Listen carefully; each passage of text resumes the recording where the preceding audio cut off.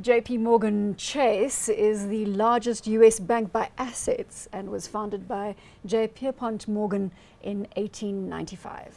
Exactly. So now we're talking about the largest one by assets. What does that mean? What is an asset for a bank? That's when they have loaned money to someone. So they're the largest player, the best capitalized, but they are quite active in investment and trading banking. And of course, they have the world's best looking CEO, Jamie Dimon. I'm sure you can confirm that. I'm speechless. I can tell you it is headquartered in New York City, which is possibly a more pertinent fact than whether Jamie Dimon is good looking or not. Market cap 254 billion. Billion.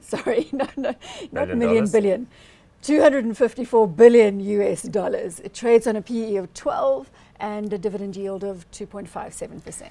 Yeah, so now how does this one differ from Wells Fargo? Because in some respects, of course, they are very similar. Big retail banking footprint. You've got to be quite a rich fellow to be a banker with, or to have your private banking account with JP Morgan. So they really focus on the cream of the top end of the banking market. Which is long thought to be the more defensive part of the consumer market. Yes, and you know, with Chase, which was also a US bank, which they acquired some along the way, also picked up a big retail footprint. They are active in mortgages, although not quite as active as Wells Fargo. They are the world's largest and a big player in things like fixed income trading. So what is that? You know that countries issue bonds, right? And then they have their preferred banks, which they regard as the primary bond trader partners.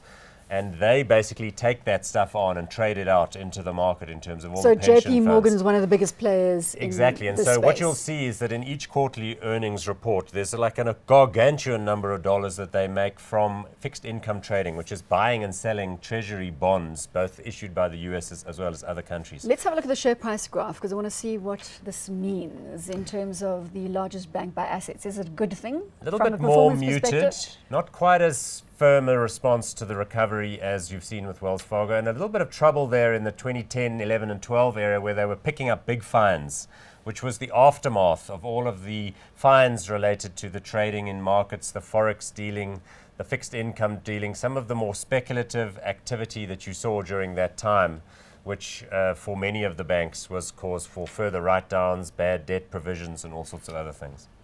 Are we going to call this one? Is there anything else you want to add before we put it in the box? I mean, Jamie Dimon is an extremely talented CEO. One of the other things they did in 2014 was extremely well timed, was to bullet their entire commodities trading desk. They sold it to a private equity fund called Mercuria that was keen. So they're not involved with trading on a proprietary basis anymore, anything like oil, copper, iron, or coal and that sort of thing. And you give a thumbs up to Well, that was extremely good timing, because we know anything associated with that commodity dealing has since gone to the dogs.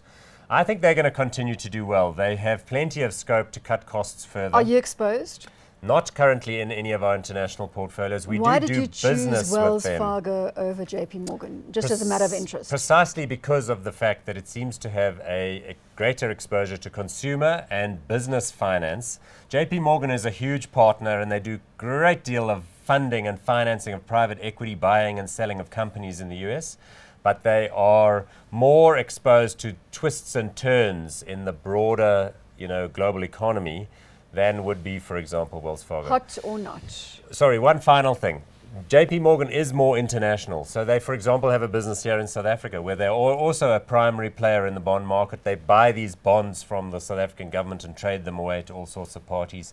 Lots more forex activity, lots more trust and heavy-duty corporate banking. There are those who are going to say to you, because Wells Fargo is so America-centric, that could be a risk to the downside. If the bottom falls out of the US economy, that bank is usually exposed. An international bank like a JP Morgan has more geographic diversity, which could protect it. Look, in international banking, there's been very little global trading, buying and selling of banks. This morning's news that HSBC are selling their Brazilian bank to a Brazilian player, Bradesco, is interesting. Because, in the prior cycle, we saw the big international banks buying their way into emerging markets. For the moment, anyway, hot or not? People prefer, it seems, to be in developed markets. Hot or not? I'm going to go hot on JP Morgan too.